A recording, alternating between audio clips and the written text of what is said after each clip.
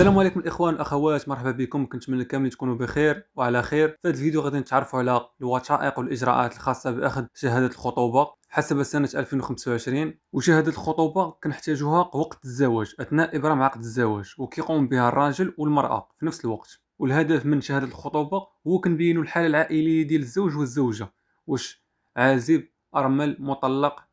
هذا هو الغايه من شهاده الخطوبه، هو نبينوا الحاله العائليه ديال الزوج والزوجه.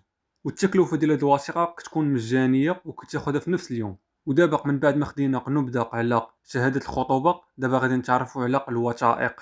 اول حاجه تكون عندك نسخه من البطاقه الوطنيه، وثاني حاجه نسخه كامله من عقد الازدياد، وماشي ضروري يكون فيه قصد الزواج. وثالث وثيقه تحتاج هي تصريح بالشرف، كتاخذها من شي مكتبه ولا من شي سيبر قريب لك. كتاخذ من عندك الوثيقه، كتعمر فيها المعلومات اللازمه، وكيكون معك شاهدين حتى هما كيعمروا المعلومات ديالهم وكيوقعوا. والشاهدين واخا يكونوا من العائله ديالك ماشي مشكل، المهم يكون عندك غير شاهدين مسلمين، صافي هادو راه كافيين.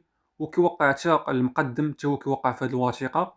وبالنسبه للشاهدين راه كيعمروا المعلومات ديالهم كاملين، وكيعمروا وكيوقعوا هما والمقدم، وكيشهدوا باللي راك انت مثلا كنتي عازب، راه كيشهدوا باللي راك انت عازب. هذا هو الدور من حضور الشاهدين ومن هذه الشهاده ديال الخطوبه. وصافي وكتزيد جوج الصور ديالك، وصافي كتدفع الدوسي ديالك في المقاطعه ولا الجماعه اللي تابع ليها. وبالضبط كتقدم الملف ديالك الى ضابط الحاله المدنيه داخل المقاطعه ولا الجماعه اللي تابع ليها. وكنت درت فيديو سابق على الوثائق العامه الخاصه بعقد الزواج، وحتى النسخه كامله حتى درت لها فيديو كيفاش تاخذها غير من الانترنت وتوصلك حتى للدار. فيديو زوين غادي يعجبكم بزاف، راه كاين في القناه. وحتى هنا الفيديو غادي يكون سالق، ما تنساوش لايك وسبسكرايب وتبارطاجيو الفيديو مع شي واحد محتاج هذه المعلومه.